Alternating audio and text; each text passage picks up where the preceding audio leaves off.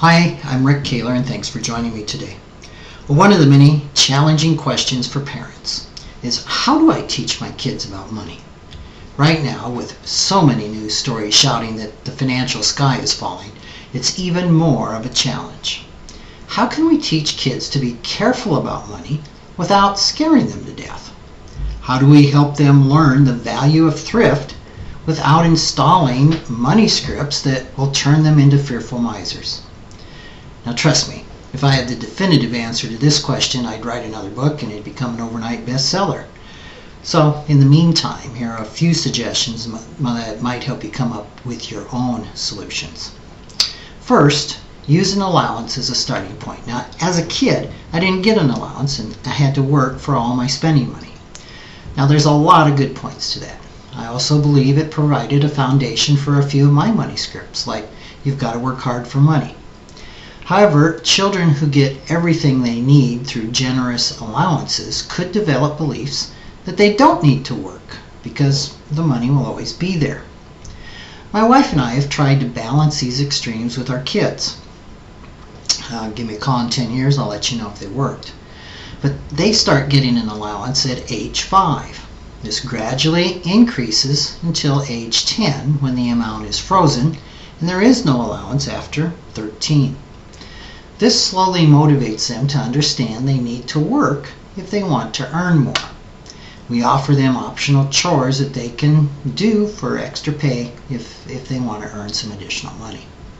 As kids become teenager and their needs and wants increase, they also become old enough for part-time jobs and can gradually become responsible for more and more of their own expenses. My kids haven't reached that age yet. In a few years, I'll know how well this works. Second, don't use allowances as a punishment tool.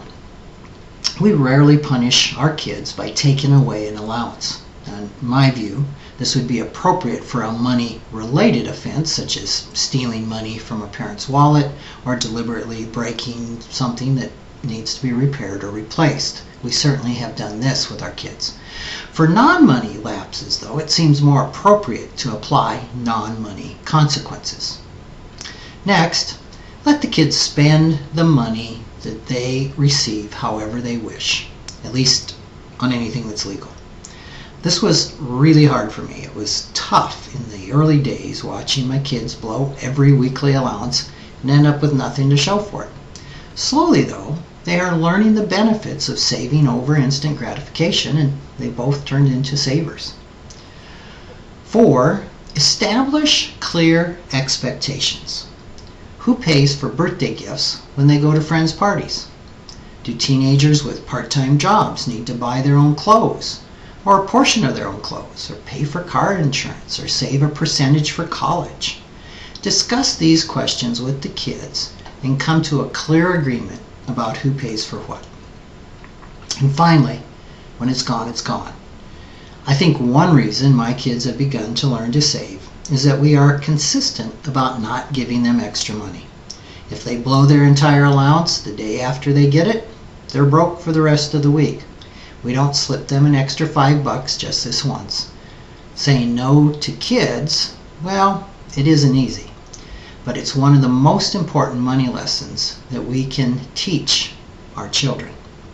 As parents, it's really important to remember that kids learn more from what we do than what we say. The best thing we can do is to teach our kids to manage money well and learn to manage it wisely ourselves. Thanks for joining me.